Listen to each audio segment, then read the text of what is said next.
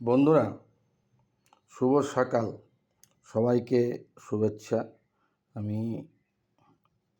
এইমাত্র একটা ছবি আঁকলাম, তো আঁকছি এখনো। আপনাদের কাছে কিছুক্ষণের মধ্যে পাঠাবো।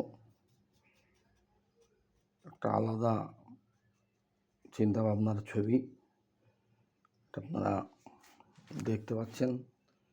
এটা জল রং, ফেব্রিক, তারপরে কারকোল মানে কাঠকয়লা,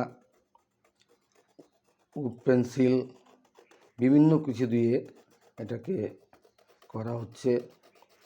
কিছুক্ষণের মধ্যেই এটা পৌঁছে যাবে আপনাদের কাছে।